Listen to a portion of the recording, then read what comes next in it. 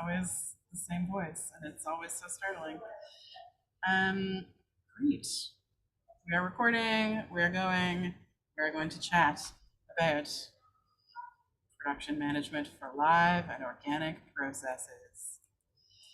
Um, so I talked a little bit about what I mean by a live process versus an organic process, and what I'd love to do is just quickly share an example of a planned process production management workback template, just to give an example of like, for a lot of my career, I thought this was what I had to do and that I was doing a bad job if I didn't get to this. It's still very helpful to aim for that, but we're going to talk about ways to not have to meet this, but still use it as a tool. Anyways, share screen. So what I'm showing you right now is a resource that MOP has from one of our members from a former job that they worked that gives kind of a like work back for everything the production department might touch. So there's a consultation phase of like choosing a venue, resourcing, feasibility assessment that's a year out during the grant application process. I'll ignore that for now. Upon hiring, this is like upon hiring the production manager, the producer should provide XYZ things. So this presumes the venue, the script, the dates, the budget, and the production team are already confirmed upon hiring the PM, at least 15 weeks out from the beginning of the tech process. And by tech, they're meaning first day in the venue. And then there's like a production budget draft done by 13 weeks out. PM package sent to designers 11 weeks out. Set prelims and costings and finals. In this zone here, set approved 4 weeks before start of rehearsals, 8 weeks from tech. Costume prelims, costing, and then meeting starting. First production meeting 1 week before start of rehearsal. So like, we know that this is a template as a list of suggestions of like, it is recommended to do this by this time. Even in a process that was attempting to meet this would be customized for the project. But for a long time, I thought I had to try and do it this way. And I was encountering projects for which like this was meaningless. This is a good like checklist of like, do I have this information? Have I sent this information? But I don't think I have ever in my entire life received a prelim of a set, costed it, approved it, and then had it built with no further steps. I don't think that's ever happened for me. Although these are good reminders of like, send a crew costing to the venue by week 2 of rehearsal, do a second round of fittings by the end of second rehearsal week. A TD plot, great name for something that includes lighting, sound, video, staging, all of the details. Prep for install, transport schedule confirmed. This is great if you love generating paperwork and things are unlikely to change. ASMs move in, day after last day in rehearsal hall. Paper tech, oh God, if every show I ever did a paper tech, things would be so smooth. So this is not to like say that that's a bad idea or like an unhelpful document. It's very helpful. There's a lot of great information in there. And I still, on almost every project, consult it to kind of map out targets. But when I say live versus planned process, that document is to me a helpful illustration of what a planned process would look like. Of like, you go in this order and you check that you've done everything.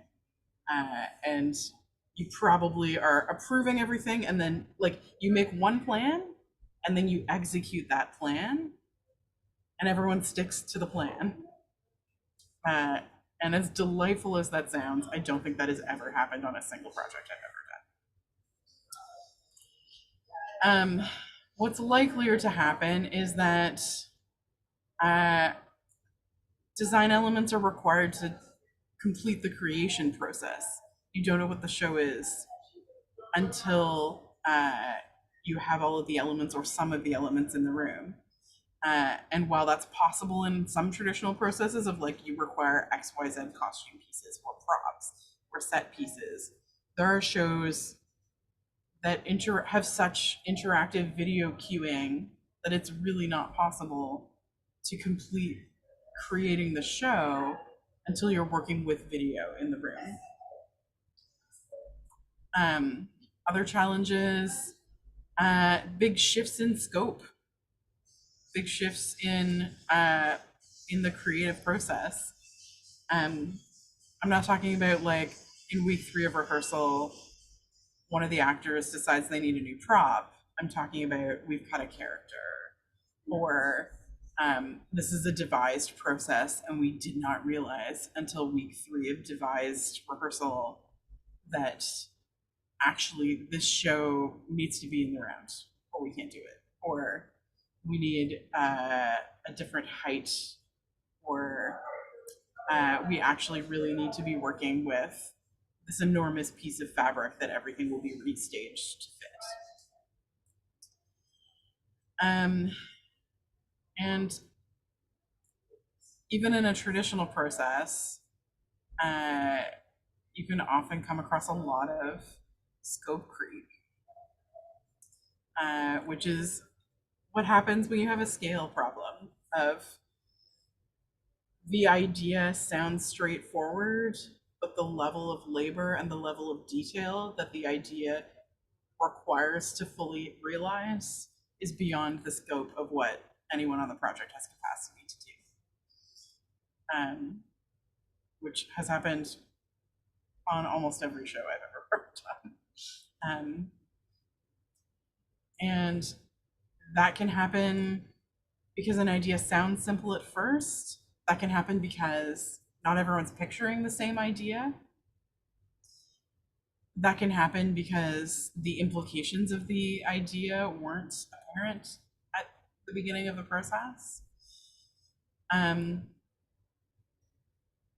Something that I think is increasingly a challenge that we're facing is not a problem, a challenge.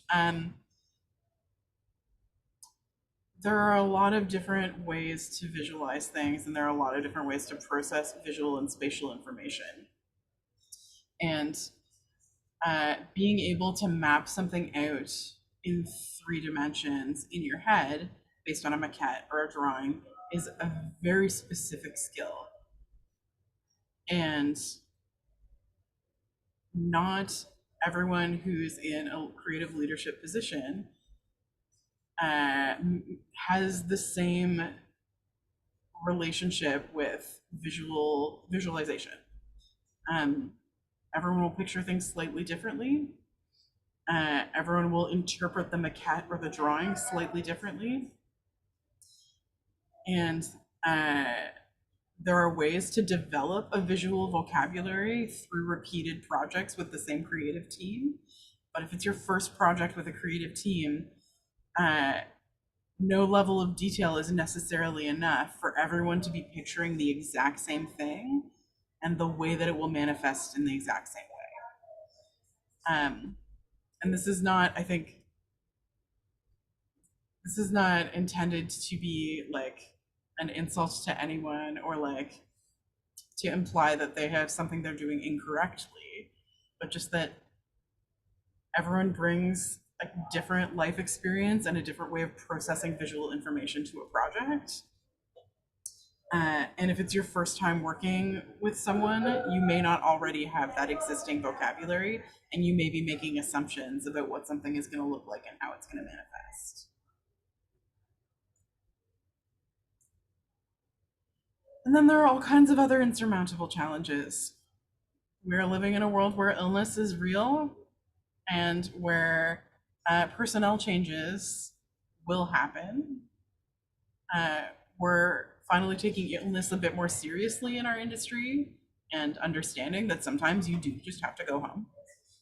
Sometimes the day's plan needs to shift, and sometimes we can't get that time back. And so, other things that can affect the way that a project is moving is the reality of living in, crumbling capitalist, pandemic-ridden, white supremacists, all the horrible things that are going on world, and that's going to affect the work. And it's not always going to affect the work in a way that can be navigated. And you have to bring your whole self into a room, and you have to leave it when you're sick and leave it when you're done. And sometimes that means recasting, and sometimes that means putting a hold on something until the person can come back, and sometimes that just means shifting the schedule, simplifying things, cutting things. And then there are all of the current performance realities that we're facing that in a post 2020 industry, not everyone's schedule or budget or big picture plan has yet taken into account the fact that things take longer, things cost more, budgets are tighter, and people get sick. And those were true before, but they're exponentially more true now. And so when looking at all of these different challenges of everything shifting, what I want to talk about next is some strategies that I have used to still move towards a show and still let everyone be a person at the end of the day.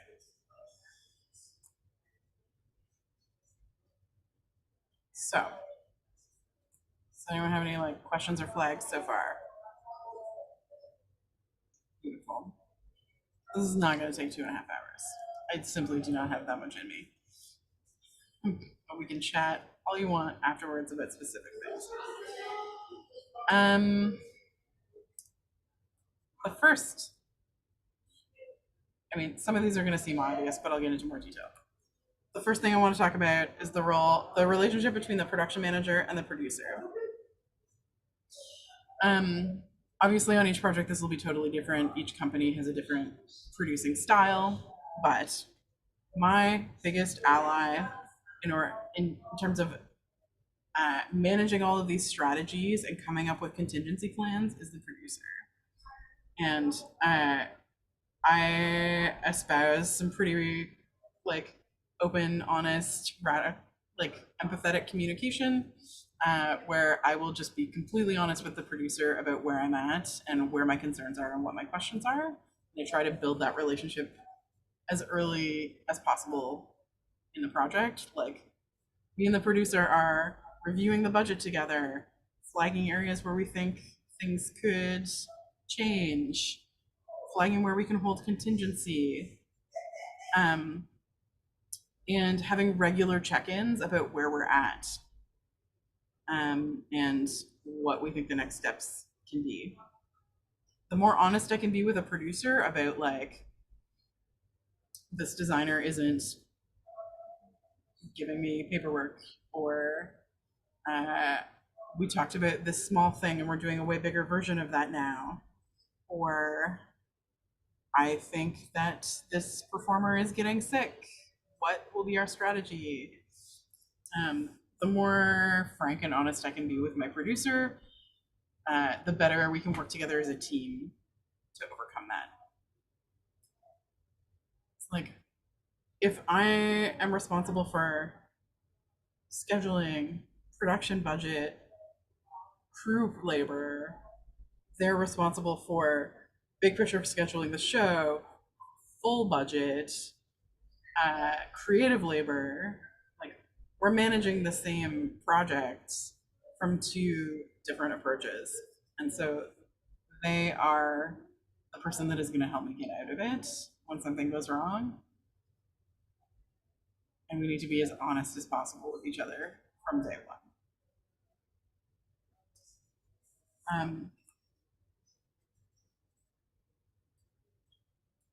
So, setting expectations early, planning for contingency, and staying within scope. Sounds simple, very challenging. Setting expectations early.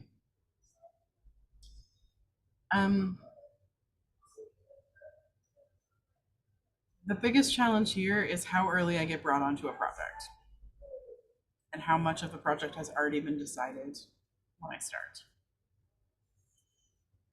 Let me see if I can convince this to focus on my face again. It did that autofocus thing and now I'm blurry. Come on.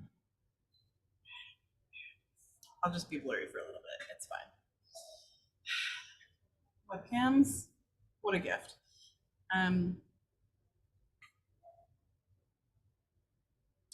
So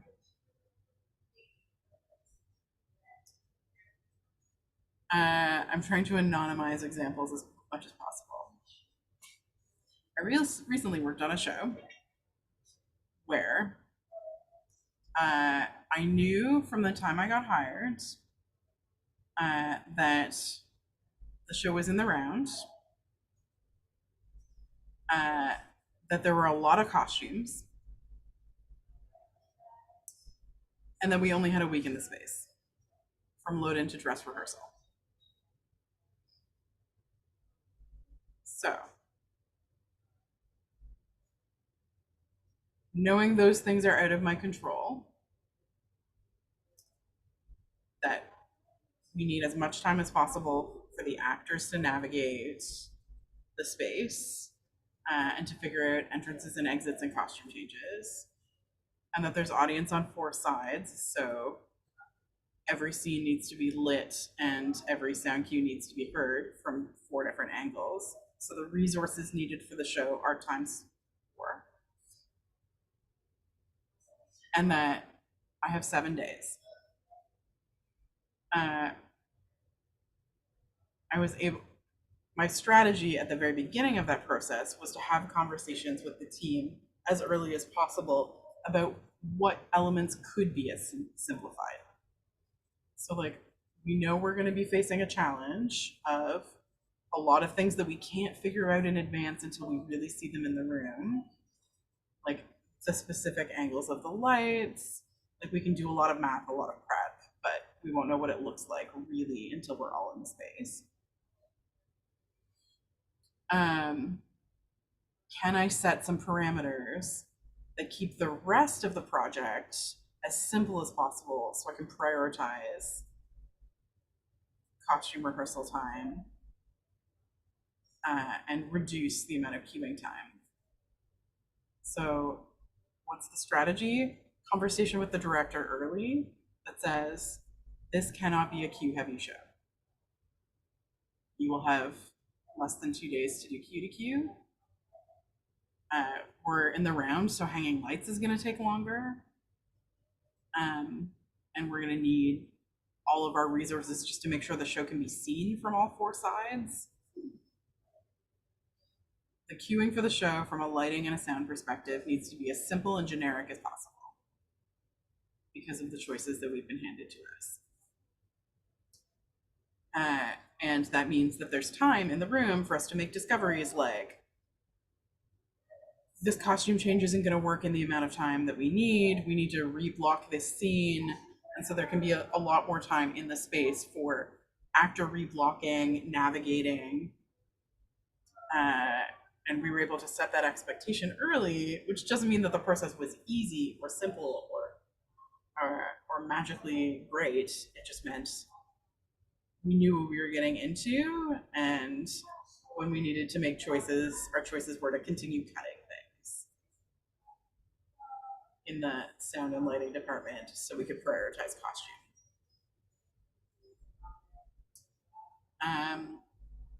Other ways to set expectations early, like how early can I meet with the director and ask, how do you want to be communicated with? What's your visual style? Do you need a maquette? What do you need in the rehearsal hall? I feel like I can go into more detail here. got lots of notes about planning for contingencies, staying within scope. Does this project need a design or technical workshop? Does it need several? What is your communication and process management? What are the checklists? What are the check-ins? I think the most useful thing, checklist and check-in wise, is to show you the checklist. So what I'm going to open up right now is, it's not a very sexy piece of paper. It's not a beautiful document, but I find it helpful. It is a bullet point list of questions for me to ask during production meetings. Not in the first production meeting, but until they are answered. And maybe we can chat about that a little bit. And I can find more examples that come up for me as we. So here we are.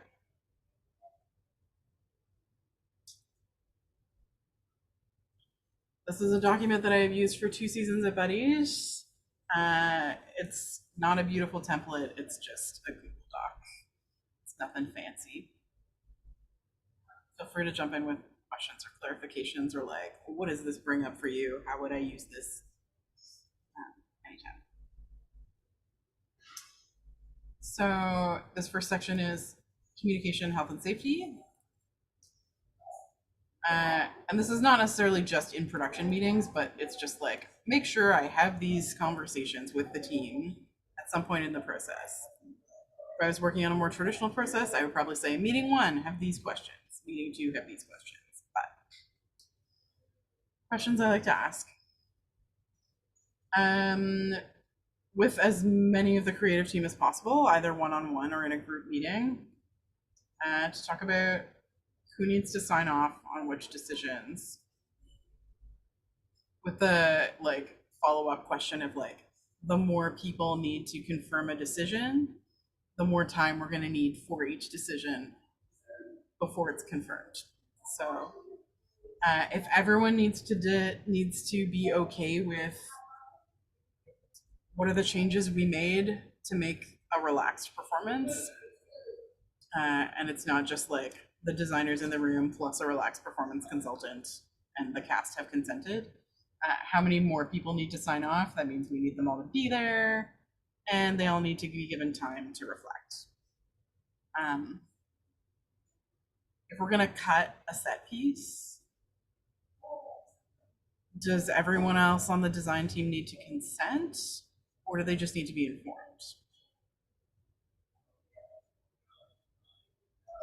Like, do I need to call a full creative team meeting every time we're changing a wardrobe item? Or can that be, let everyone know in case it in fact affects them, or a wardrobe, and that's like a wardrobe director decision? Do you even have departments? Or like, who's responsible for which decisions? Sometimes there are no departments. What are our expectations about communication? This is one that I wish I asked more often earlier. Of like, okay, are we expecting notes, emails every day? And should the designers respond to notes, emails every day? When is it appropriate to text or call? Can we all define what is an emergency together on this show that requires interrupting, dark day, or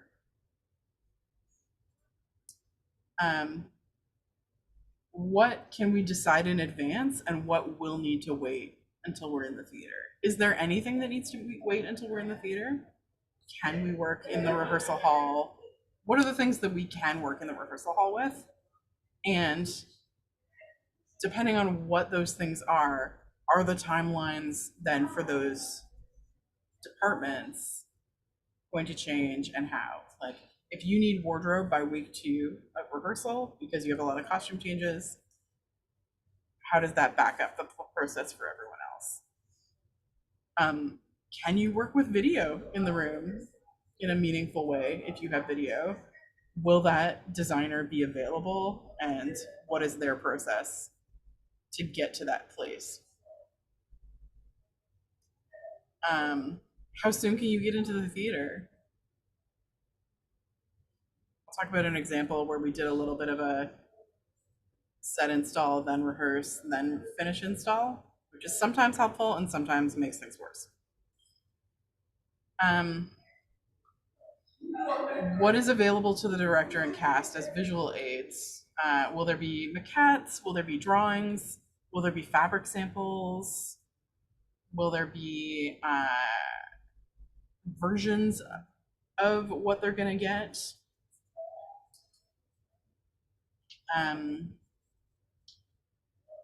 What is needed versus what is available?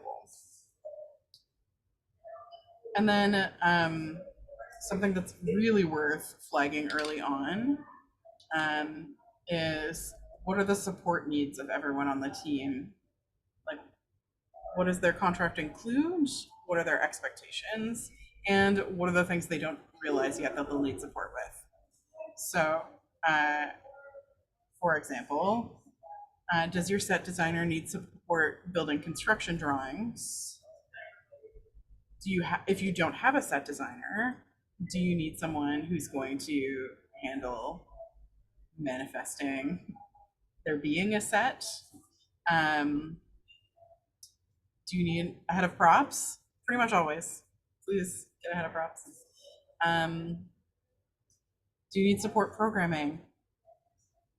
If you're working with a sound designer who's a musician or composer, do they need support translating their work into something cueable? Or will they be live?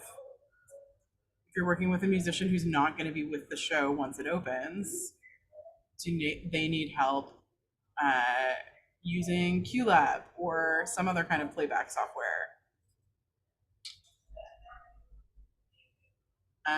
A lot of people say that they're going to spend the time and learn QLab for the first time on a project, and that's awesome, and I 100% support that. Learning QLab, if they're learning QLab on the fly, does your project have time to support them in that learning process? Or do you need to provide them a support person so that the pressure of getting it right on their first try is removed? So there are some brilliant, creative musician, composer folks who don't want to or need to have an opinion on where the speakers go or what number the cue is for the sake of the stage manager. Maybe you can partner them with someone who can facilitate the decision-making process, or there's someone else on the team who can support that.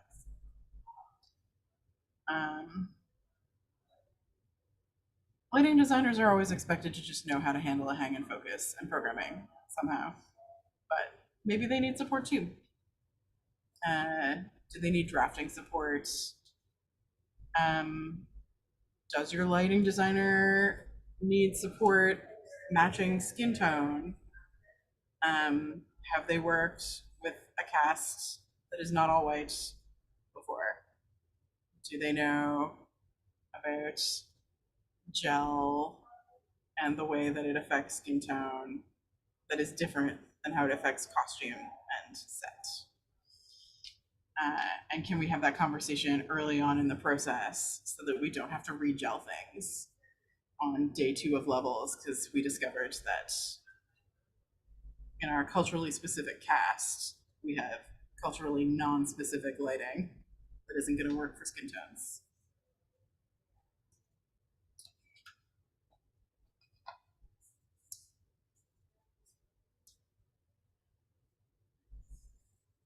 And these are big questions that can be posed like really early on in an email shortly after contracting by the producer. They can be followed up on by the production manager. I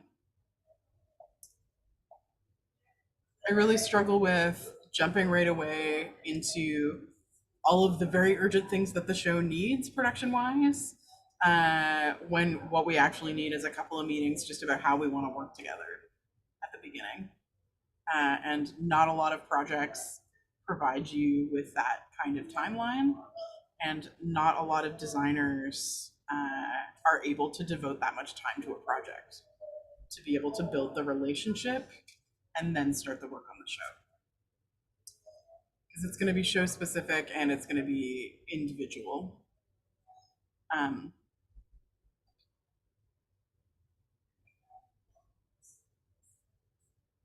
so yeah, like, can you have these conversations early on before things get a little too like deadline heavy and we need stuff now?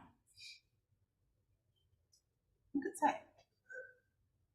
Uh, and just because I've got this list here doesn't mean I successfully have these conversations every time, but this is my like wish list more than it is my checklist. I still have conversations about COVID safety with the team to figure out what we want as our room agreement and how that room agreement is going to change from meetings to the rehearsal room to tech to show. And I definitely want to flag like what happens when someone gets sick, and what, first of all, what are all the things that we can do within that are within our capacity to prevent anyone from getting sick? Not necessarily COVID. I say COVID. It's RSV. It's flu season. It's all of the things that are a risk if you're like rehearsing with someone right here. But the biggest thing to clarify is like, uh, who are the people whose absence due to illness is gonna make a full stop to the process? What are the things that we can still do? Like, if we lose a cast member, can we rehearse without them? Or do we need to pause? If we lose part of the design team, can we focus on other elements or do we need to wait for them? Can they remote in? And I will always caveat that with like, we all know that continuing to work while you're trying to get over COVID has been demonstrated to increase the likelihood of having complications. So, like, does this person need to remote in for the process to continue, or can we let them recover and come back better? In case you didn't know, many studies have shown that not giving yourself enough rest during your recovery from COVID can increase the chances of long COVID symptoms. So, what can you do to let people actually recover?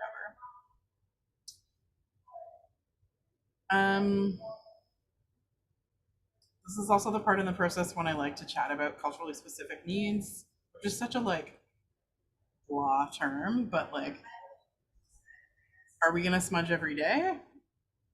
Are we gonna just are we just smudging when we move into a new space? Do we need to schedule time for prayer? Are we rehearsing during Ramadan? Will people be fasting? Are there any holidays that are not stat holidays that we need to be respecting in our rehearsal and tech schedule? Do we need access to a language keeper? Are we dealing with like super heavy materials? What are the things in the process what are the things that are going to help us through this process as human beings? I had the great pleasure and privilege to work with Manidudes Collective a number of times, and Yolanda Bonnell sets up a wellness table in every space that she leads, and that will include access to medicine, that will include books, snacks,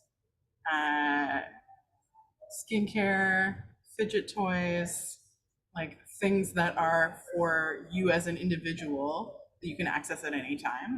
And that's not the only access measure and not the only support system that's in place, but it's something that comes to mind a lot when I'm early in a process. Um,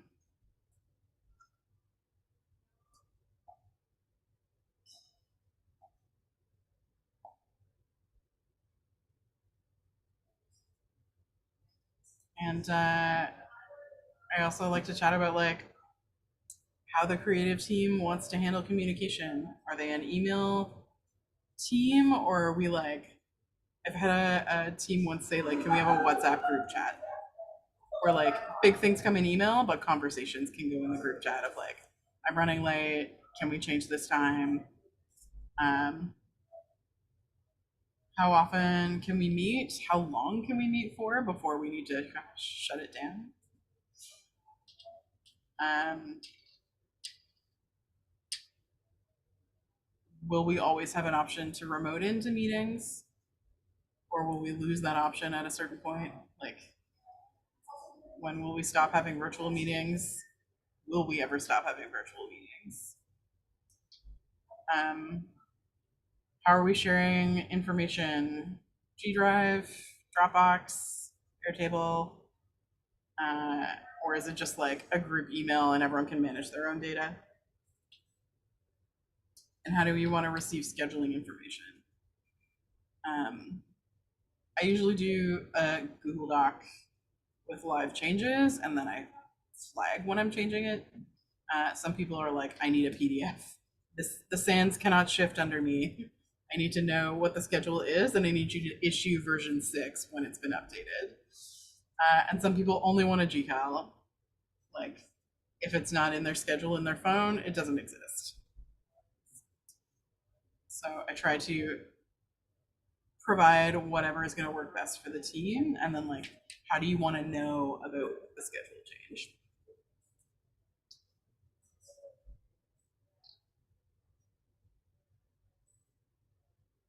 That's a lot. That's just like day one, like section one, and then I've got a bunch of like, here's the scheduling. Let's talk about the set. Let's talk about lighting, sound, video, wardrobe, props. I'll skip all of those because like everyone kind of knows what they mean. But absolutely feel free to get detailed or less detailed. These are kind of specific to buddies where I'll put like, is there a floor treatment? Where is the masking going? Do we have masking under the catwalk? I have a labor agreement with our crew. I can share this comprehensive list. Yeah, I can probably do that. I wrote it, so I don't think I need to ask anyone else. I think I can just share it. Um, maybe what I can do is, if folks before the end of this want to just like put their email in the chat, I can send email out copies of stuff at the end.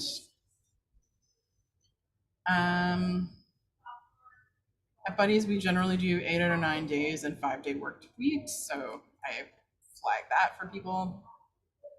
We'll get to more scheduling stuff in a minute. And I'm going to skip ahead a little bit. So down here,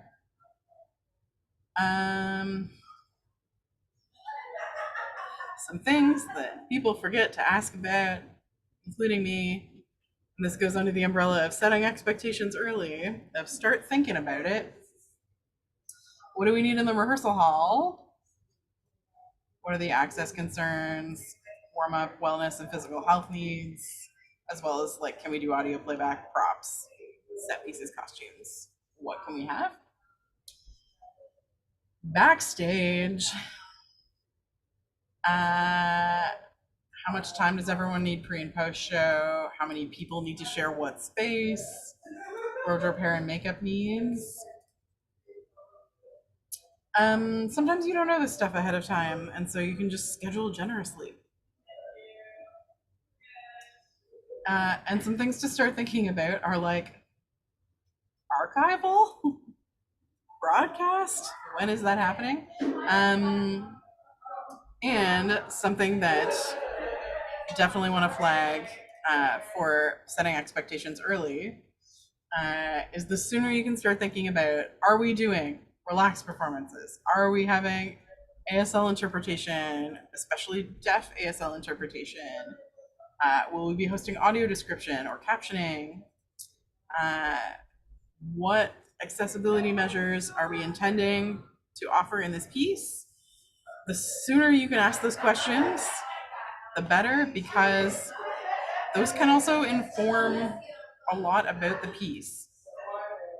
Like, I work in a loud building. If it becomes too much, I will put in headphones. Please just let me know and like try to do a little microphone next to my mouth. Especially as the piece is being created,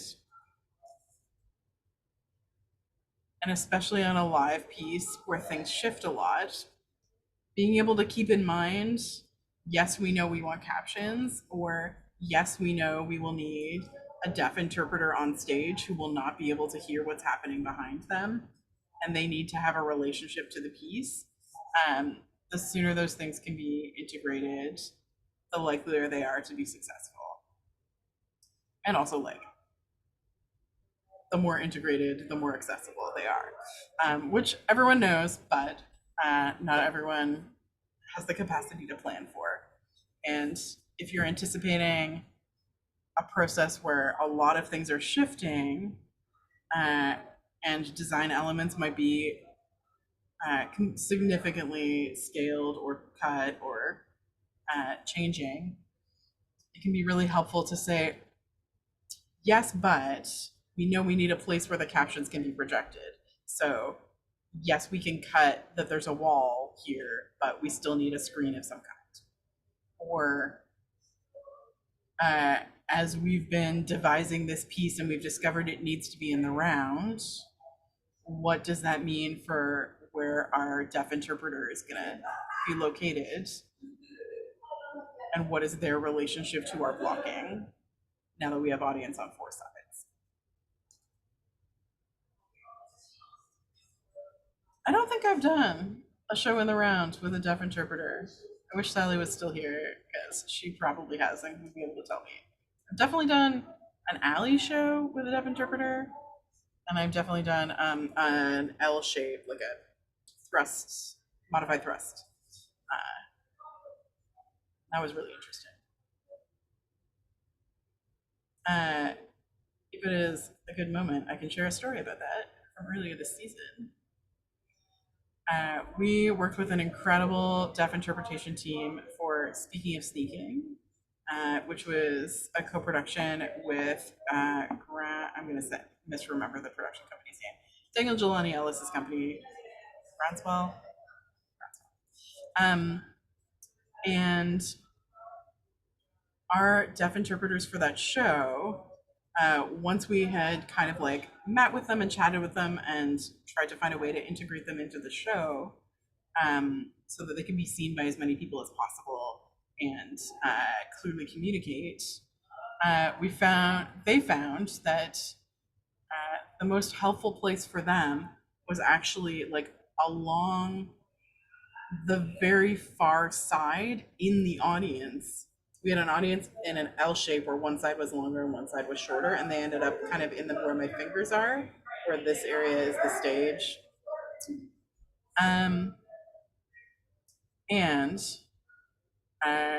what that meant was we removed a bunch of seats right in front of them, so there was no one blocking the view or like who would have to turn 90 to see them, and put all of the seats for the priority seating for folks accessing that service directly across from them, so that folks on this side could see to where the interpreters were over here and see the whole stage here.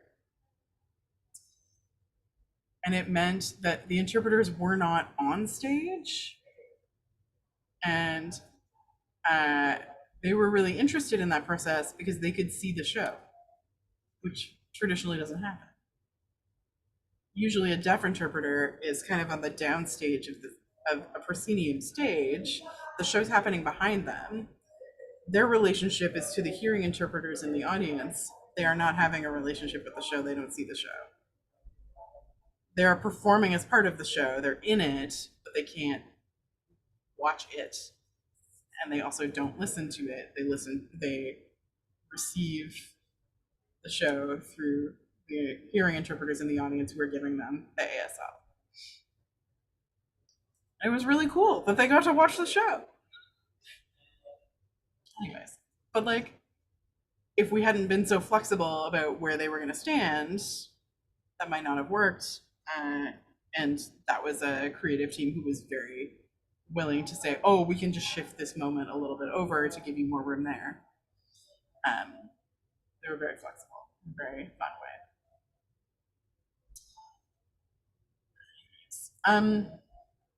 Does anyone have anything else they want to talk about in regards to this checklist before I close the screen share?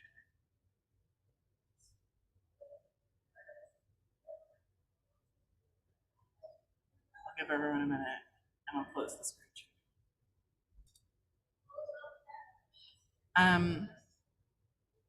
I will also say we've been going for like a little over an hour. It's 7:42. Would anyone like to take a hot five?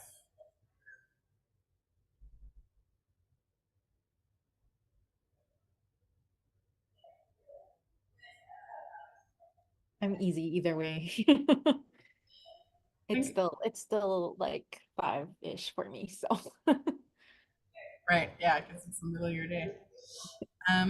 I'd love to just take like 3, 5 minutes.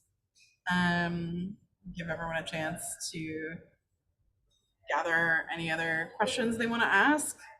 I'll see if I can figure out how to get this camera to actually focus on me.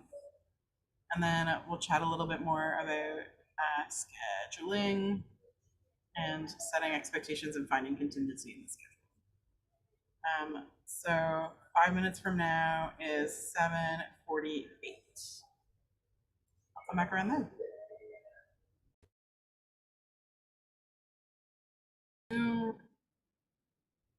Thank you. Nice recording, lady voice. Great. Thanks for coming back. Love to chat a little bit more about some other strategies. But did anyone have any questions that came up from the checklist that we looked at? If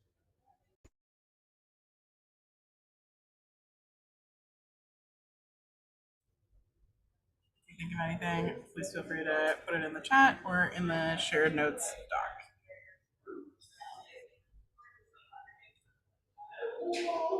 So,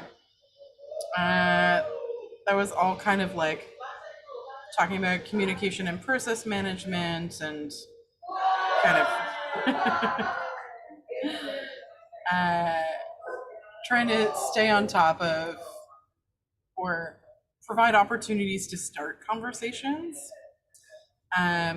I also want to just talk a little bit about working alongside designers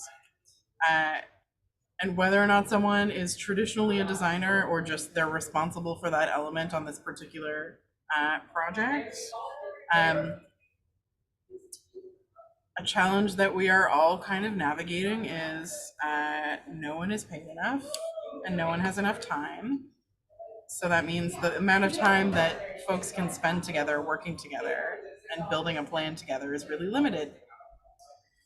However, the more time you can spend working alongside you with your designers as a PM, the more you can spend building that relationship, the less you have to rely on interpreting them. And the more you will know where they're at in their process because you've built a relationship and you have a shared vocabulary of what's going on in your process. Something that can be really challenging is navigating what is hard versus what is too much. And as we all try to step back from what is too much and stay within what is challenging and interesting and invigorating, everyone's kind of on their own journey in that process. And not everyone that you work with recognizes where that place is for themselves or wants to recognize that place. There are a lot of beautiful, brilliant, creative people who will not or do not know how or do not feel comfortable letting you know where their limit is and when you're approaching it. And their limit or the capacity of the show limit might not be in the same place.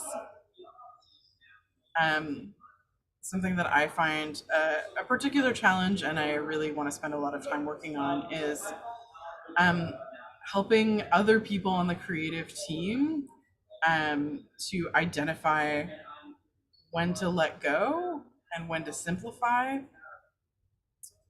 uh, versus when to continue striving for the perfect version of what we were going for. And especially in a very shifting process, or a process that encounters a lot of bumps on the road, euphemistically, or like uh, changes or losses, it can be really difficult to identify when we're past the point of needing to continue to pursue plan A, and when we need to shift to plan B, or when we need to make a little modification or a big modification. And the more time that I can spend building a relationship and working alongside the creative team, the more capacity I'll have to help them identify that, or to identify it for them or with them, and to collectively make the decision of when to switch gears or let go of an element. And I think having a sense as a group of what we can let go of is immensely helpful in terms of being able to navigate shifts, to schedule, to scope, as the project is being realized. Like, we all give ourselves so much creative freedom to add things, but it's very challenging to give yourself creative freedom to cut or to scale back. And using language that gives permission for things to be let go of from the beginning might be helpful in like helping a creative team meet that process with enthusiasm instead of with regret or with guilt.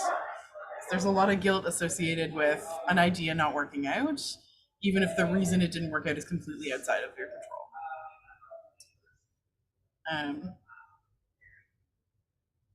Yeah, there's a lot of feelings processing for creative projects. Like, they take a lot of like personal energy and a lot of personal investment.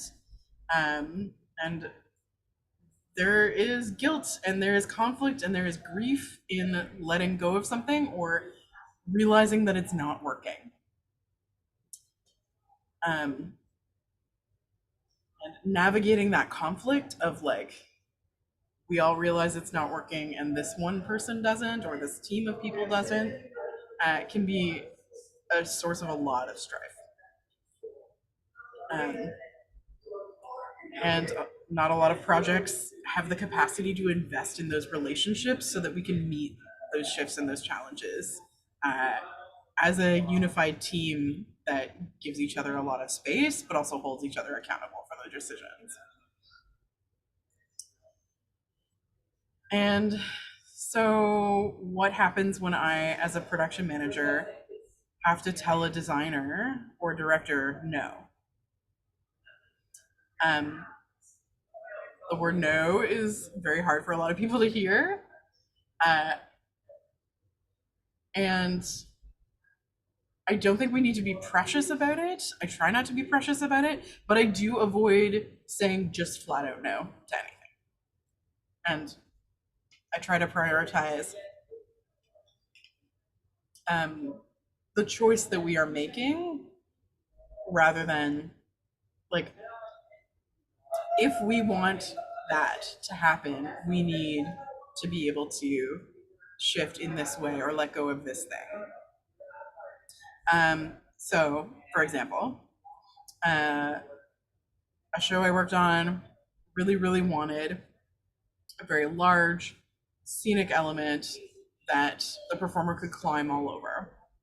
So, something that was like maybe would use some scaffolding, maybe a bunch of risers, that would require some like really thorough, rigorous carpentry to make it safe for a performer to navigate in very non-traditional ways, like not just riser structures, but like some very physical choreography on a large and climbable set.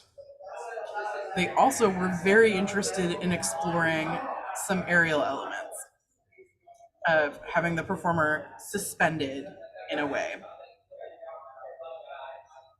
And so, rather than saying, I can't deal with that shit, or like, the conversation was after we had established a relationship and talked about like the reasons for wanting these things and explored some of the options, the conversation was, well, with the time and the budget that we have available to us, I can really invest in one of those two things. Our production could maybe realize both if we had a lot more time and a lot more money and a lot more personnel.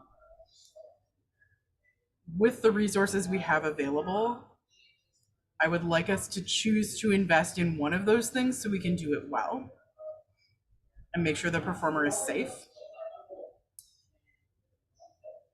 And I do not think that we can realize both of those things safely or to the satisfaction of the team.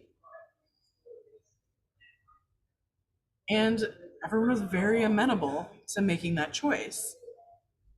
And this is not to like suggest that you need to like simplify or talk down or belittle someone who's facing something like a team whose dreams are beyond the scope of what is possible. That just means like it was helpful for me to lay out, like, I didn't need to explain why we needed to choose. I just needed to say, I have capacity and this show has capacity for one of those elements. Pick one and we'll go with it. And we'll do everything we can to realize version one of one of those two things. So we picked one of those elements and put all of our resources into that, and then whatever was left over could still support the other one in some way. And it meant I didn't have to say no. I could say yes. I could say yes, but if you want that, I can't do a good job on this other thing. I can't make this other thing safe for the cast. Or like, yes, but the consequence of that choice will be X, Y, Z. The consequence of doing a show in the round means that your audience can see each other. A consequence of wanting to do aerial work and suspend a performer is you need to spend a lot of time learning how to do that safely. And so we built a schedule that included a lot of rehearsal time with the aerials. Should we have done more? Probably. I didn't magically solve the problem, but I navigated that challenge by saying, not by saying no, but by saying like, there will be a consequence to this choice and it's, you don't get a set anymore if we decide to pursue this aerial element. Because we'll need to focus all our resources on this one thing. Trying to think of other moments where I've had to say no creatively or navigate a like, this isn't gonna work. And when and how to cut things.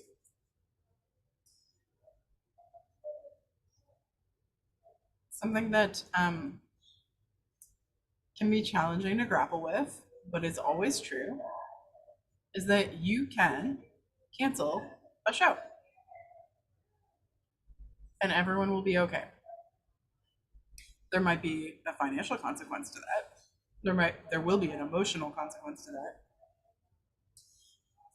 But you can always say, we are not ready for preview. You can say, we are absolutely not ready for dress rehearsal.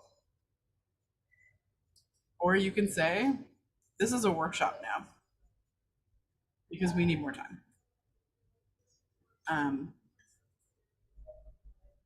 And that's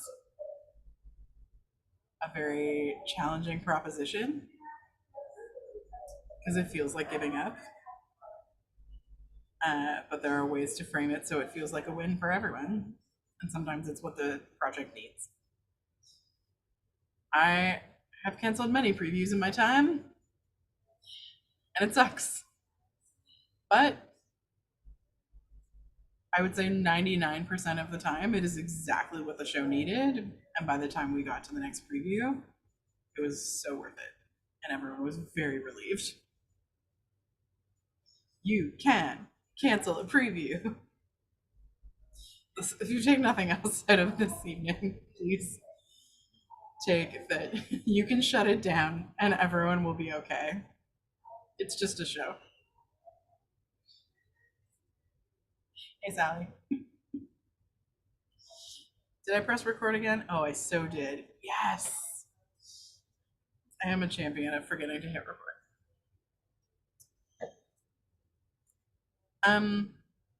Does anyone have anything they want to talk about strategies for improving processes and preventing catastrophe while maybe just canceling the show?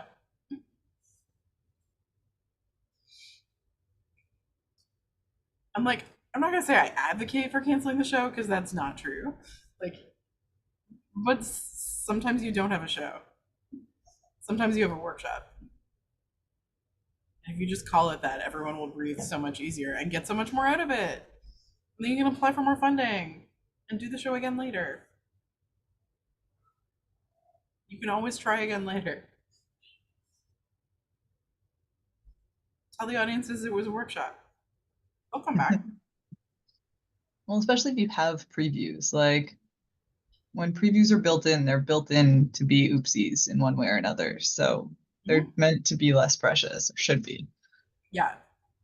And like sometimes having a security net or like having something that visually reminds the audience that yes, it is a preview helps everyone like be more okay with it being unfinished. Like leave the production tables out. Or, Yeah. You know, have an announcement at the top of the show, or like have an actor carrying their script, or have someone on book, like in the front row with a clip light so everyone can see them, to like lean into the fact this is a preview. We're still working. We're introducing the next layer. Like we started with a core team, and then we introduced designers, and then we introduced technicians and heads of wardrobe, and now we're introducing an audience, and we're still creating, and the audience is part of that creative process. There are some shows that aren't done figuring out what they are until there's an audience in the room. Totally. And you can remind people that it's a preview, and also you can cancel the preview if you're not ready. Not just for like shows, I think even for like the creative process, like a phase of it, like early phases of it, like right now, yeah, my organization and we just had like we're trying to have these monthly tension tamer times where we address any conflict that's been coming up during the month for us. Just even if there's no conflict, like we have the hour, like the ideas that we'll have the time to depend on if it did. And so we've been kind of navigating some conflict and tension around like a creative process that started as just like an individual residency, which is like so cool, but that person I think had like full agency of how like time, money, capacity is. But then now the work that has emerged out of that residency is now being taken on by the organization. Like we're producing this now. And but then because the decisions before were made very like internally within that process for cultural reasons,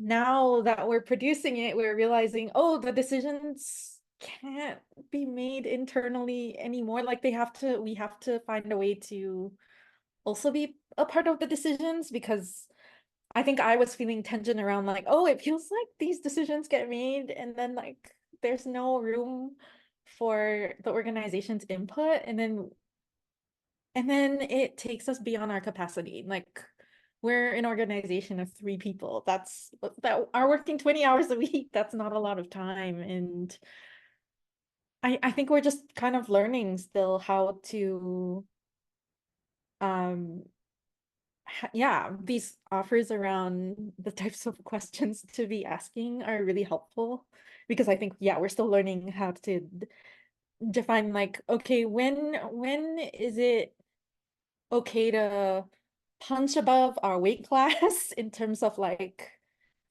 like we've always been like, it used to be in our like mandate, like we were a tiny but mighty, we punch above our weight class type of company. But then after a certain point, like once you go past the point, like then people are stretched too thin, and then when there's a pattern of working like that, it just is never ending. Everyone's just burnt out. And how do we define what's too much, and when do we have to start saying no together? And yeah, this what you've just shared is helpful for me to frame the next conversation that we have around some decisions that we have to make. Yeah, that sounds really challenging. And especially to navigate an existing relationship that is now like facing some new context and some new framing around it. Mm-hmm. How to like navigate and really reinforce that relationship while still being able to have boundaries on what the capacity of the organization is. Yeah, and I think we're struggling with like, like we don't have a lot of good models of what an accessible workplace looks like. And, access needs are so one size fits one. And so what one person might think is an accessible way of working is just completely not for someone else. And I think we're wiggling around it like right now is how I would put it. Yeah. Yeah, but I think just the continuous conversation and relationship building, I think, would be very beneficial to us in the long run. So that there's trust as we like in the moments where we have to like make difficult decisions and say no. Yeah. Yeah. Uh, and does your organization also engage in uh, like kind of check out conversations after a process to review that? Oh, that's such a good point. We're very good at the check-ins, but we rarely have time for the checkouts and the debriefs. We've famously just like left the debriefs like on the back burner.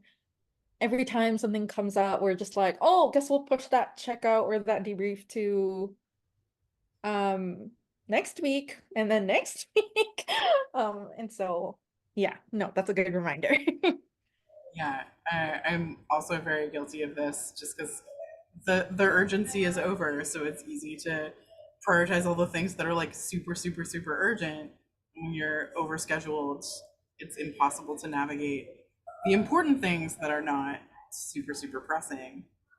Um, but I found that when I can prioritize a really significant check out conversation or um I don't know where we inherited the term post-mortem from, but a lot of production personnel use the word postmortem for like after closing meeting. What I've been trying to do the last little while is to have an internal one with the team at the venue who are going to continue to work together as a unit, and then one with the full project. So like one that's like, okay, it's going to be the same team on the next show with a completely different team of people outside or like coming into our space. But let's talk about like what we need to change in terms of setting boundaries with guest companies coming in, or like how we can better support them, and then let's get their feedback as well. So having like one that feels like you can be a little bit more forthcoming with a team of people that you work with regularly and already trust, and then a bigger conversation with the full team where everyone can engage with what worked great for them and maybe what their not disappointments were, but where the frustrations and challenges were. I try to, in those conversations, in preparation for those conversations, share a list of questions, so that not to say that like these are the questions I want you to answer, but just as prompts. And I can share those as well. This is something I've been using for the last like season or two. Am I sharing the right screen? Yes. It says schedule at the top here. Yes. So these are the kind of prompt questions that I've been sharing with companies working at Buddies in particular. It's something that I developed while working with New Harlem Productions with Donna Michelle St. Bernard and Yvette Nolan on The First Stone, which was a massive undertaking and a really incredible process. And we had a series of follow-up conversations with them so that we could have some that were more specific to specific processes, but they requested just some feedback prompts to lead into that meeting. So I've used it since.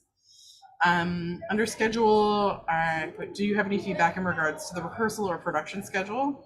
It's a pretty open-ended question, just to give people like, but when did you need more time in the space and when did you need less time in the space? And was there anything missing from the schedule? For venue, I ask, were you offered the tools you needed to do your best work? Do you have any feedback about the facility, about dressing rooms and green rooms, about lobby and audience areas? And was there anything that was different than you expected? And then under communication, I asked for general feedback. Were there any tools or methods that would have worked better for you or you wish were offered? Were your questions answered and your requests addressed? Were you listened to? And then I have some notes about how you felt about the COVID safety. So it's all pretty generic, but I'm trying to be like, if I'm trying to treat companies I collaborate with, now that I'm attached to a venue, like guests in my space, the feedback I'm looking for is, did you feel welcome? And how could I make you help you feel more welcome, using scheduling, venue, communication, and health and safety as my kind of like frames for that, or like avenues to provide that welcome. I can also plug that onto the shared notes if anyone wants to use that. Like, I offer these just as examples of like, not like, oh, I figured it out. I've magically found a way to have like conflict-free, smooth, and delightful creative processes. But just like some strategies that I've used that I've received some positive feedback on. Actually, on conflict, I'm curious, like, how you've dealt with conflict in your in the situations that you've worked in. Like, what are some ways of tending to conflict that have felt good for you? Mm-hmm. think it has shifted a lot over the years. And as my relationship to my work and to the people I'm working with has changed, um, I will say, as a freelance production manager, um, I had great relationships with the companies that I worked with, and I was a freelance contractor with no job security. And so, uh, when navigating conflict, I had to be conscious, not necessarily like tiptoe around, but just like aware of the fact that uh, there was a power imbalance in my relationships, and that I would not necessarily always uh, be offered a gig back if I did something that a favored designer didn't like.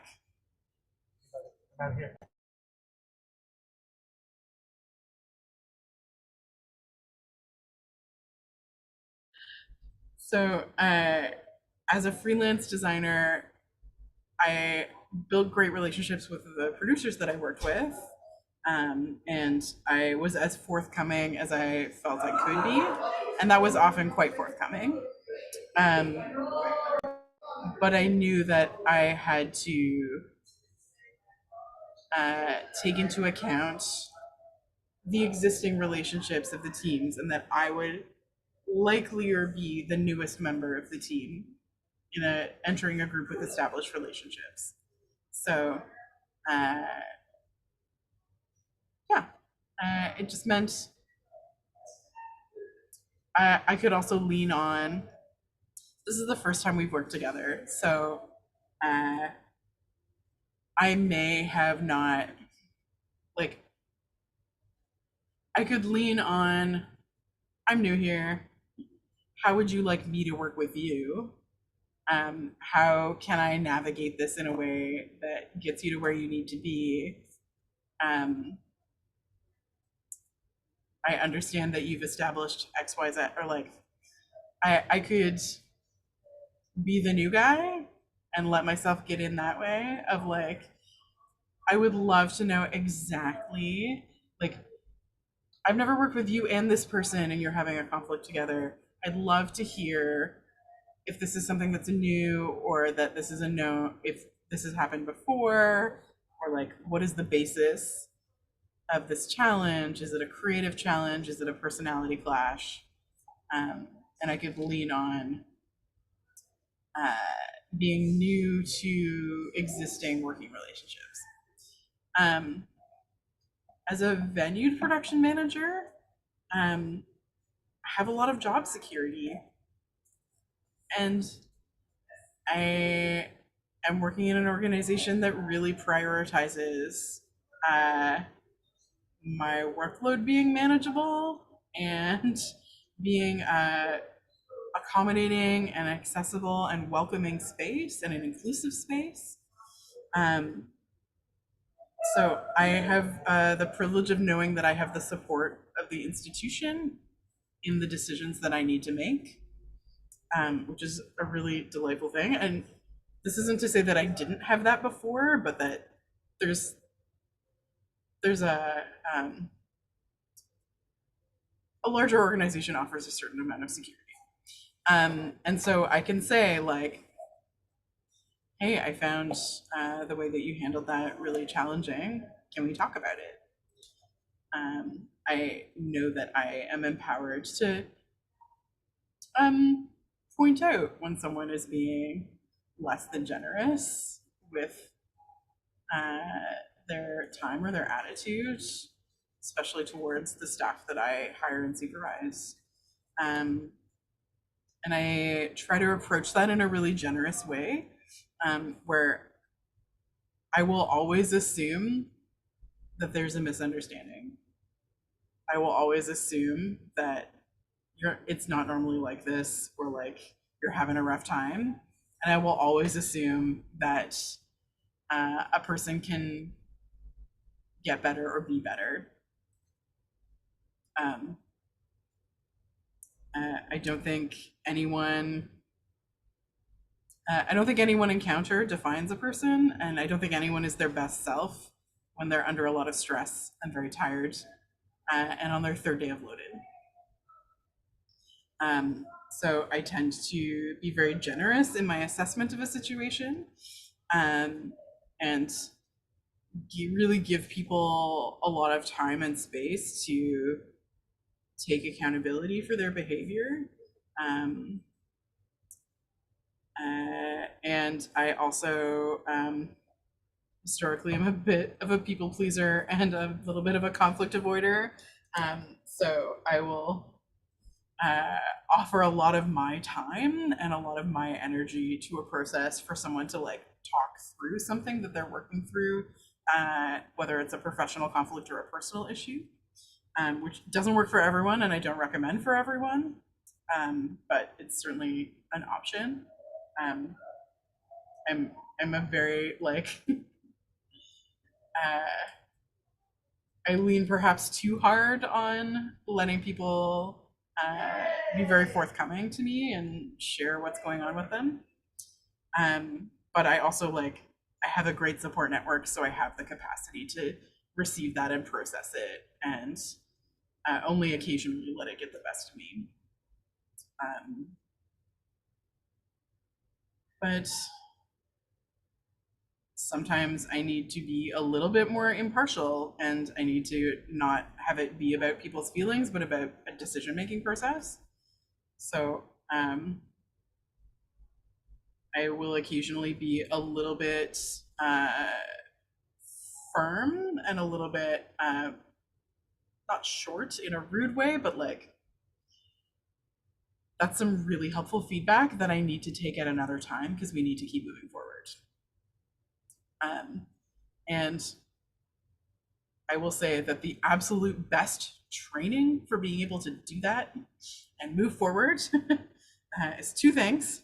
One is working customer service.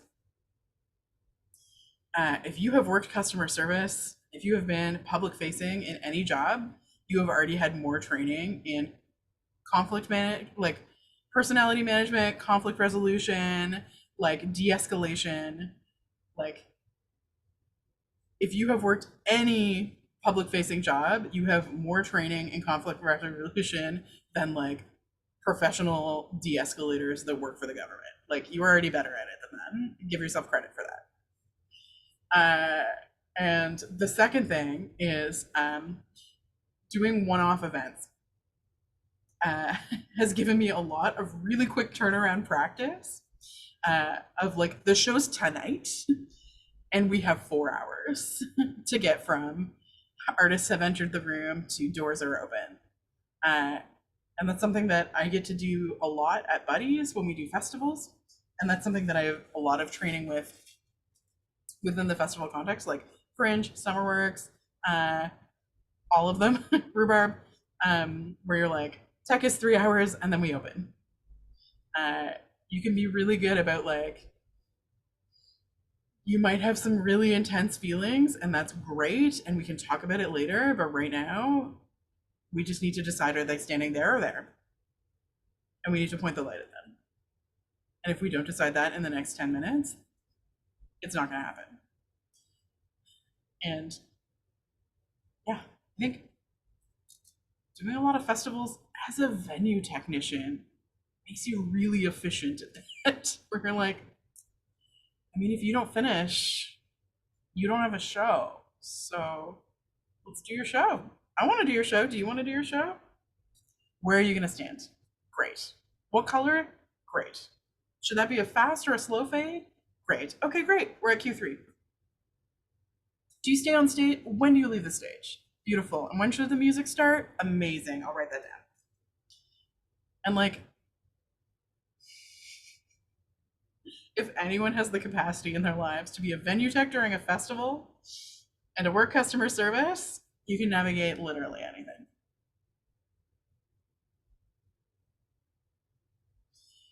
Sally, you've done this.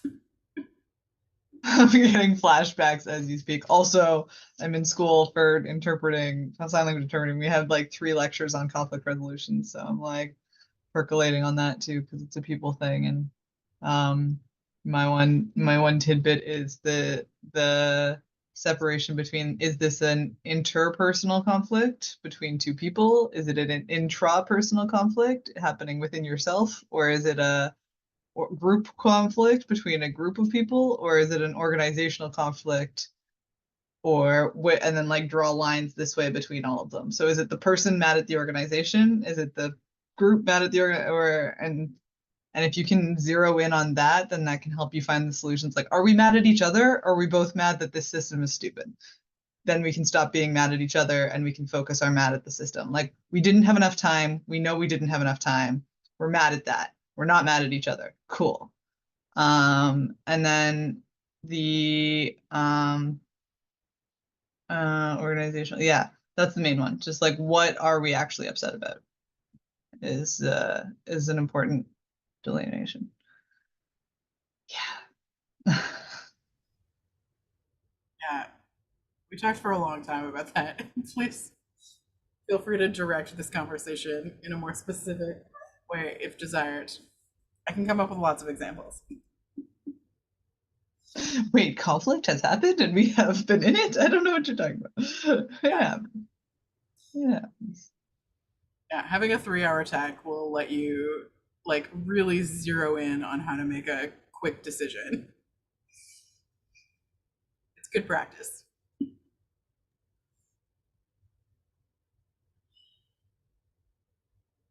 Does anyone else have any really good conflict resolution stories or like anything they would like to ask or share? Oh, Michelle, go ahead. Oh, just Charlie Peck. I think it's Charlie Peck has a song called No a song. Good morning, hello. A show called No One is Special at the Hot Dog Cart. And it's about, yeah, conflict resolution. What you're saying about like if you've worked customer service, you can de-escalate, and it takes it one step further as a 17-year-old hot dog vendor.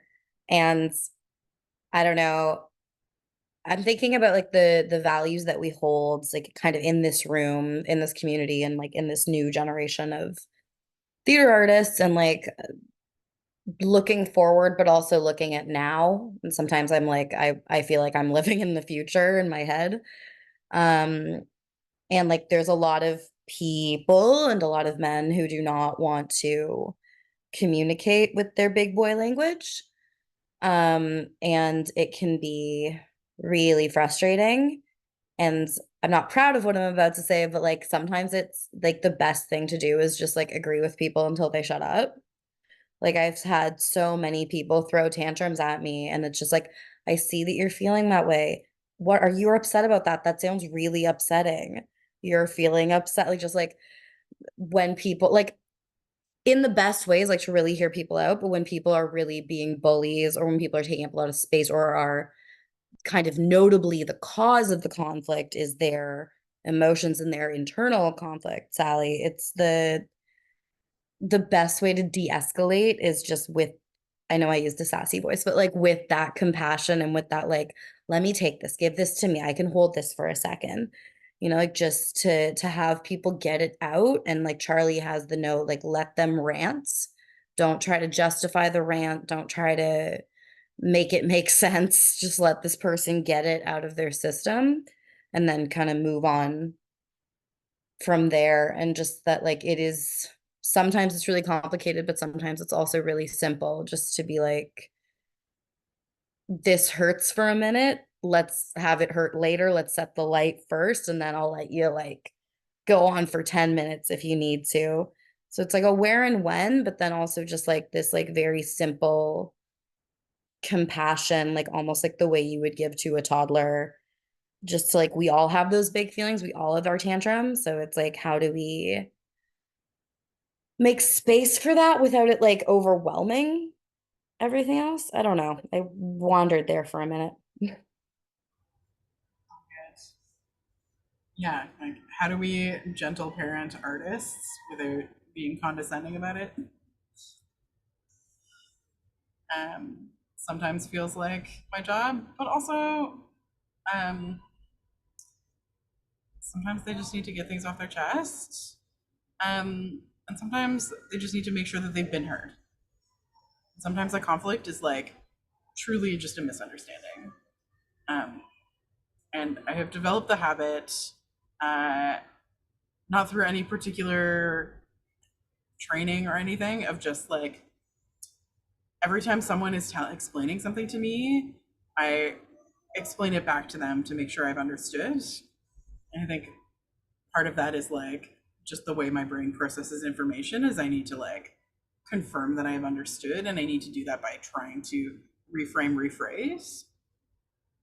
But that can often point out that someone's having trouble communicating their idea, or having trouble communicating the problem, or that like there's just a misunderstanding of like what the problem even is.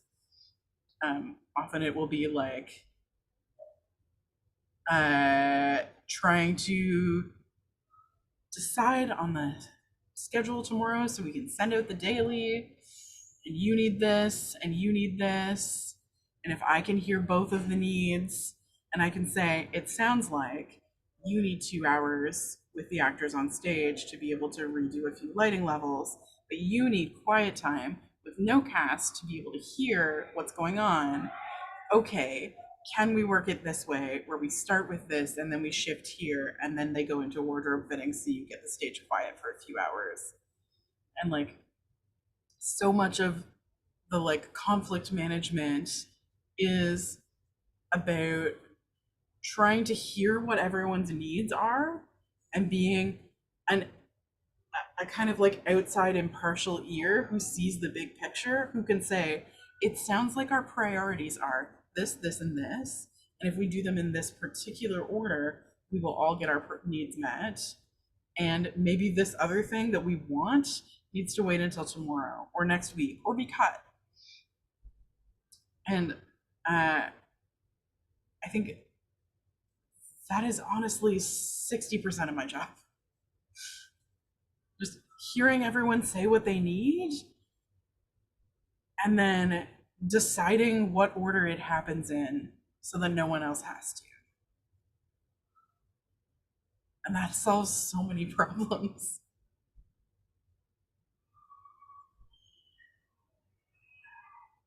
Does anyone else have any conflict resolution hot tips? If not, we'll look at a schedule. We'll be very excited. Okay, great. I know we're in a Zoom and it's being recorded and blah, blah, blah, but I'm gonna just do my little cone of silence gesture of like, I'm going to share a schedule that is a real schedule.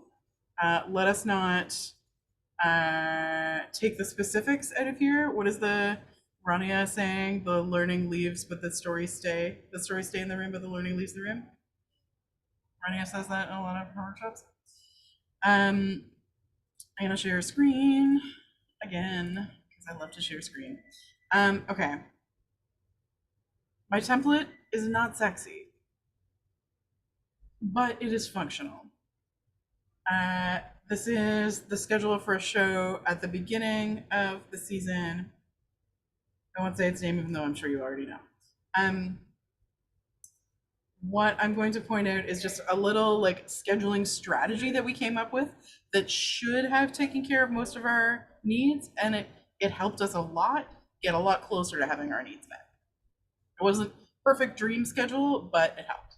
So this was a show that was going to open in mid-September, mid-September. What we're looking at here is the end of August. So this week, Monday the 14th through to the 18th is our stage management prep week before rehearsal starts. This week of the 21st is our rehearsal week 1. This week of the 20th is our rehearsal week 2. So what we chose to do, the show was a very live process. It was a new script, a solo piece, and the writer was the performer. And the writer and performer and director spent a lot of time working dramaturgically together in that first week to kind of like firm up the script. But it was a very physical piece.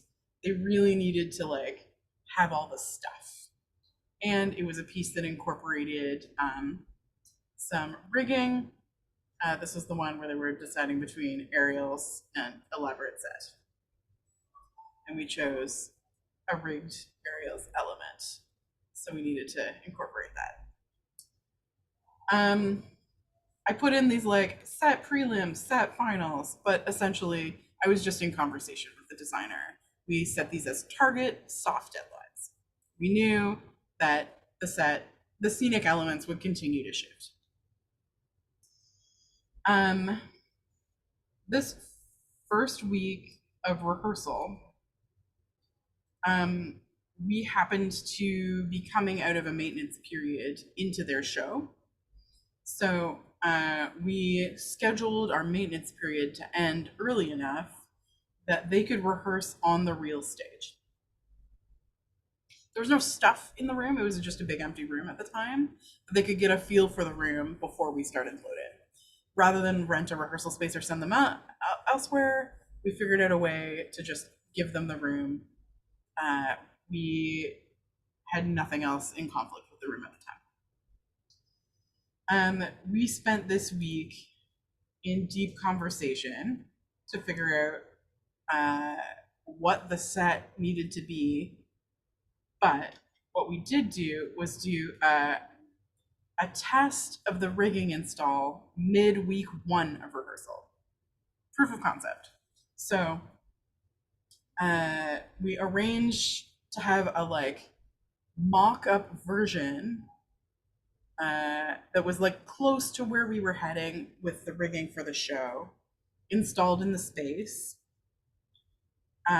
And then to spend an afternoon just working with that stuff. So like I booked a specialist to come in and spend the day with us who like really knew how to safely install this, brought all their own gear, and the performer could try it out and see what it felt like and spend a couple hours just like rehearsing in the harness that they were going to be wearing, or in a harness that we eventually ended up using because they liked it, but in a version of this in week 1 of rehearsal. And we were doing measurements and starting to prep for wardrobe. And we did measurements after we had already looked at the harness that they might wear. And then by the end of week 1, we were already having meetings with our deaf consultant about the deaf and ASL interpretation for the show. So they're still doing dramaturgical work, but they're kind of on their feet. They're in the room. We're testing out some elements. And I was able to do this because it was a one-person show. One-person shows are exhausting, and being on your feet rehearsing all day, every day is not reasonable. So we were able to say, okay, great. You'll have a full rehearsal day on Monday and Tuesday.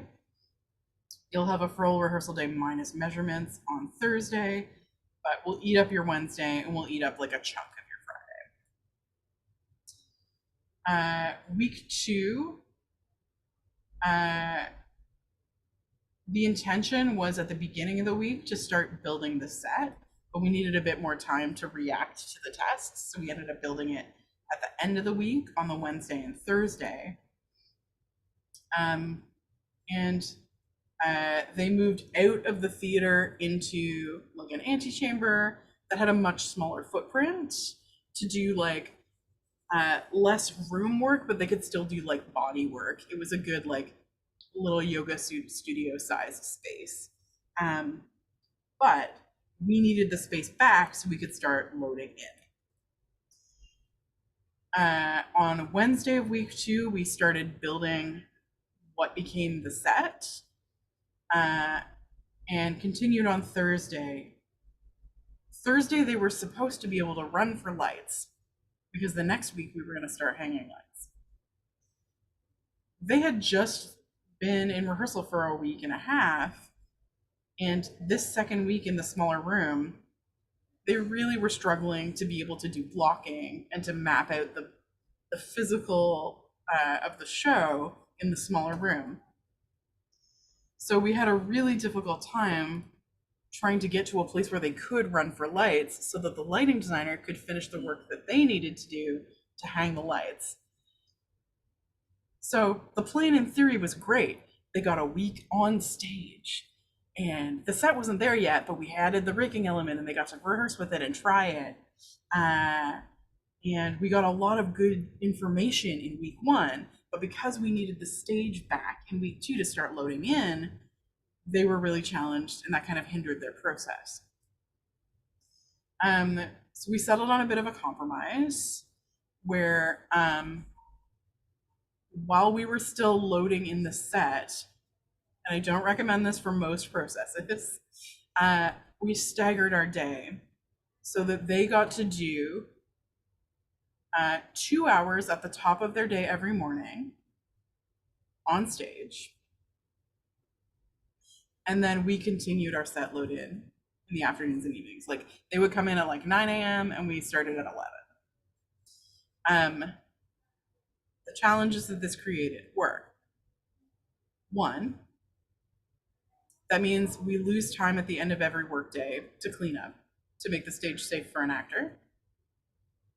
Because a set construction or a set install is a construction site. So you are unmaking the construction site and remaking it every day. And it meant that we had to cut them off every day. They didn't get to come to a natural conclusion. Their time abutted ours. So we had to, they had to rehearse within a really limited time, shift their day around us, and that was really challenging as well. However, it did mean that they got like 6 more hours on stage than they otherwise would have to get to a place where they could kind of show the lighting designer kind of what the blocking was going to look like. Oh, right. And on the Friday, they got the whole room back. We scheduled 1 more day in there after the stuff was in for them to run the show on the real stage. And then it was Labor Day weekend and we took the weekend off. I think I have some hidden things here. Yes. So we took Saturday, Sunday, Monday off. We took the whole long weekend off. And then they were back in the tiny room so that we could spend 3 days finishing our load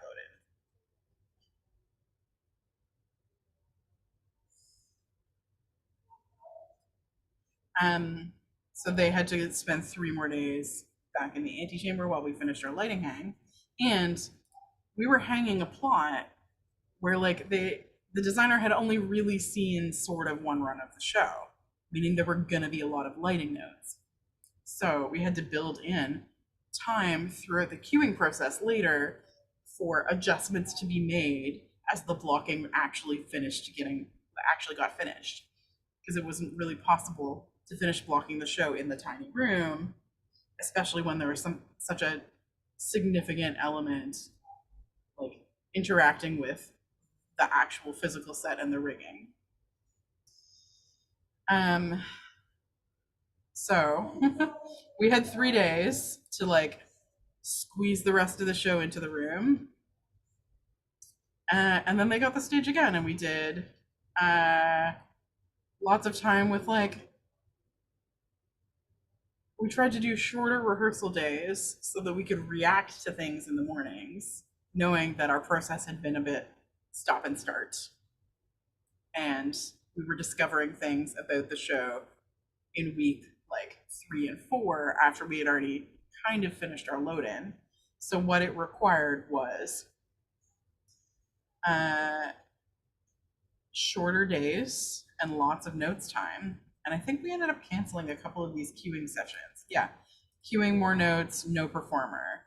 So like we took a whole morning there.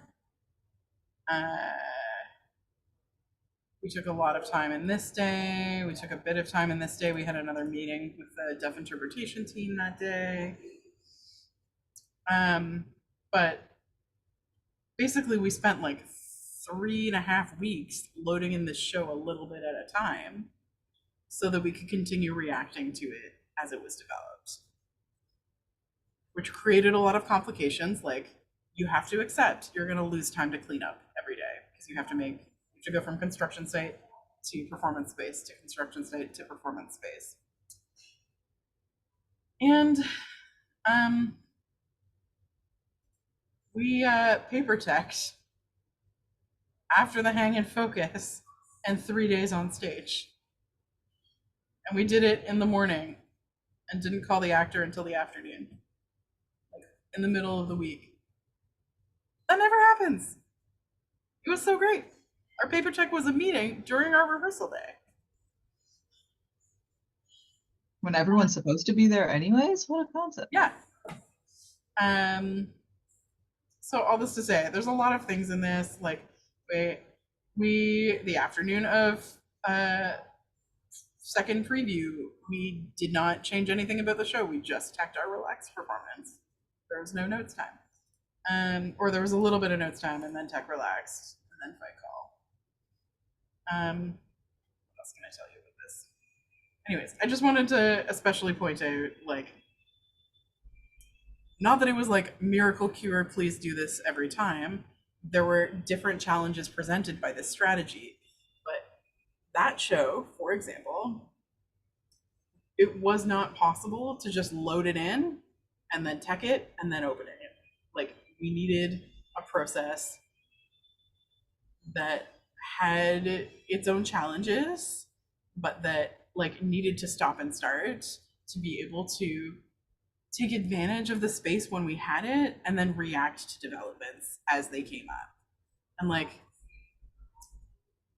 I don't think that we could have done that show if we had have waited for all the decisions to be made and then loaded it. Each decision was informed by the thing before it, but that also meant the labor costs for the show were considerable because we needed a lot of notes times to make changes, and we needed a lot of cleanup time after we made those changes.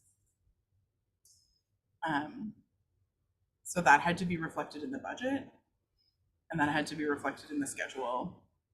And everyone, when I said we're out of time, I can't change that, or like, if we want to make that change, we need less rehearsal time, or like we need to adjust this or lose that, everyone was willing to try and willing to simplify or shift in order to accommodate prioritizing on-stage rehearsal time and making changes to tech.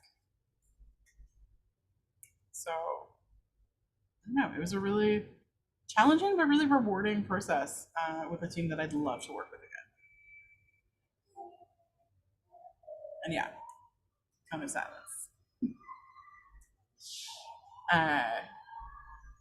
These things are like confidential, but why? It's professional courtesy to be confidential, but it's useful to understand that there are other options.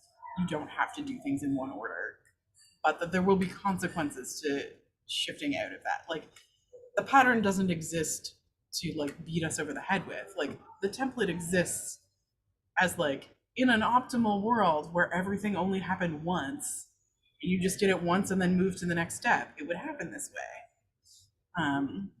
But if that doesn't work for the project or the people on the team, you can change from that. There just might be consequences of like, we did it in a different order and now we have to do it twice.